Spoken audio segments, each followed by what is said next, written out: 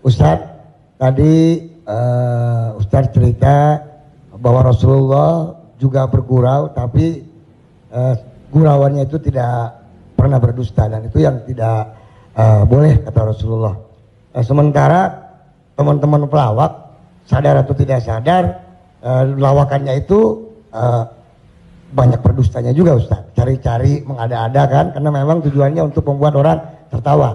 Tapi kalau saya kan, maaf, saya bukan pelawak, saya peragawan Ustadz. Jadi peragawan pakaian anak-anak. Jadi saya dengar dusta kan gitu ya.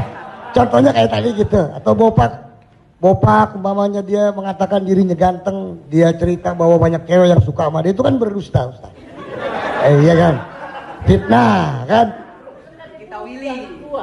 Enggak, tapi kalau soal ketampak.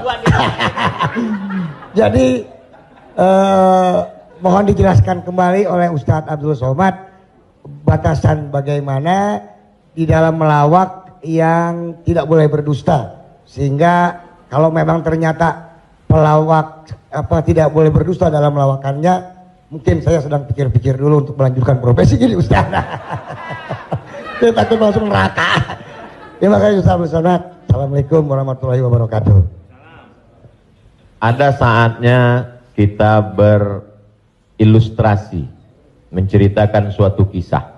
Jadi sebetulnya para penulis novel Islam pun dia sebenarnya kisah itu ada juga yang fiktif atau dicampur antara nyata. Bahkan Buya Hamka menulis kisah campuran antara tenggelamnya kapal Panderwick adalah campuran antara nyata dan fiksi.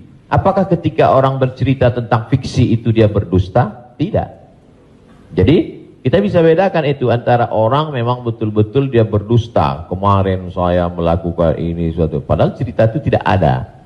Beda dengan dia misalnya katakan, saya ini Ustadz seorang peragawan, tapi peragawan pakaian anak-anak.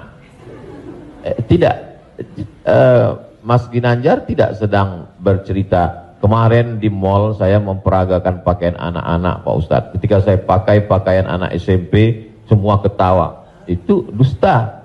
Tapi ketika dia katakan cerita awal tadi, semua orang tahu bahwa dia tidak sedang memperagakan pakaian anak-anak. Dia hanya sedang menunjukkan tentang dirinya.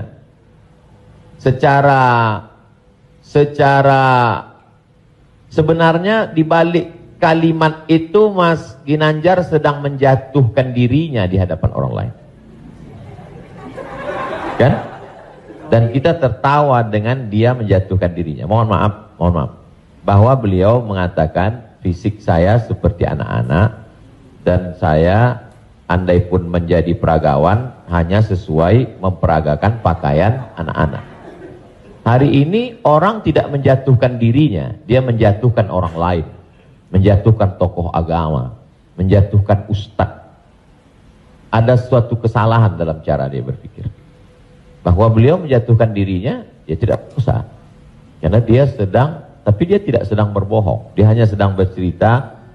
Insya Allah penjelasan saya itu bisa dipahami. Yang tidak bisa itu adalah ketika orang seolah-olah dia bercerita, dia kemarin saya menjadi sebuah cerita seakan-akan orang mengatakan dia nyata. Padahal sebetulnya hanya bohong belaka supaya orang tertawa. Itu yang dilarang oleh Nabi Muhammad SAW. Wallahu a'lam.